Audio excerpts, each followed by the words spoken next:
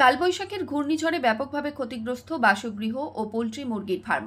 পূর্ব বর্ধমান জেলার মন্তেশ্বর ব্লকের মাঝের গ্রাম পঞ্চায়েতের অন্তর্গত সোনাগাছি গ্রামের বাঁকার পুল সংলগ্ন এলাকায় একটি বাসগৃহের ছাদ উড়ে যায় ঘূর্ণিঝড়ে। পাশাপাশি ওই বাড়ির মালিকেরই একটি মুরগির ফার্মও ব্যাপকভাবে ক্ষতিগ্রস্ত হয়েছে। জানা যায়, ওই ফার্মের মালিক নিয়ামত আলী শেখ। তিনি ব্যাংক থেকে লোন নিয়ে ফার্মটি তৈরি করেছিলেন।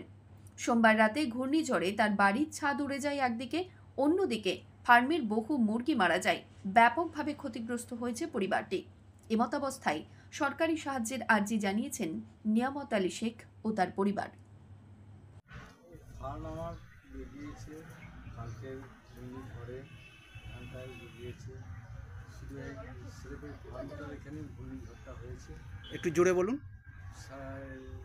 মানে ফার্মের এখানেই ঘূর্ণিঝড়টা হয়েছে এবং আমার ওই ট্যাকচার সমস্তই বেরিয়েছে বা আমার ফার্মের মুরগি ছিল মরে গেছে।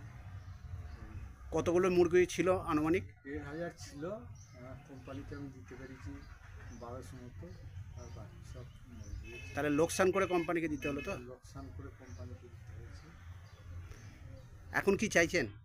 এখন চাইছি যদি সরকারের কাছ থেকে কিছু আর্থিক সহযোগিতা পাই তাহলে আমি ট্যাক্সটা করতে পারি বা ফার্মটা চালাতে পারি। আপনি কি এটা লোন নিয়ে করেছেন? হ্যাঁ, লোন নিয়ে করেছি। কাল গত রাত্রিরে সোমবার ছিল, গ্রামে একটা ঘূর্ণিঝড় পড়া এসে আমার এই থাকার ঘরটাই উড়ে চলে গেছে। আমরা এইখানটায় বসবাস করি, থাকি এখানে। আর পোলট্রির ফার্ম ছিল আমার, পোলট্রির ফার্মটা উড়ে গেছে। আমার ইয়েতে লোন নিয়ে করা ছিল, ব্যাংকে লোন নিয়ে ফার্মটা করেছি। এবার আমি কী করে করবো সেটাই সমাধান। তারপর আমার স্বামীও অসহায়, উনি বিরেন্টক মানুষ, একবার অ্যাক্সিডেন্ট হয়েছিল, এর মধ্যেই খেটে খুটে চলে। এখন কি চাইছেন?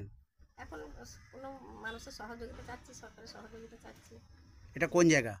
এটা বাঁকার পুল বলে কিংবা সোনাগাছি মর্যানি। আপনার নাম? আমার নাম নন্নাহার বিবি শেখ। আর আপনার স্বামীর নাম? নিয়ামত আলী শেখ। মানে প্রশাসনের তরফ থেকে কেউ এসেছিলেন? হ্যাঁ, এসেছিল। হ্যাঁ, এসেছিল, দুজন তিনজন এসেছিল। সকাল থেকে রাতে খোঁজ নিয়েছে, রাতে ফোন করে খোঁজ নিয়েছে। আবার সকালবেলা দেখে গেছে, 10টার সময় এবার একদিন দেখে গেছে, আবার 8:30-8টার সময় একদিন দেখে গেছে। একে আসতেই থাকছে দেখতে। ইতিমধ্যেই এই ক্ষতিগ্রস্ত পরিবারের বাড়ি এবং ফার্ম দেখতে যান মাঝের গ্রাম পঞ্চায়েতের উপপ্রধান বিপুল রায় সহ অন্যান্য আধিকারিকরা। উপপ্রধান বিপুল রায় জানিয়েছেন, খুব শীঘ্রই বিষয়টি ঊর্ধ্বতন কর্তৃপক্ষকে জানিয়ে ওই ব্যক্তিকে সহযোগিতা করা হবে, এমনটাই আশ্বাস দিয়েছেন তিনি।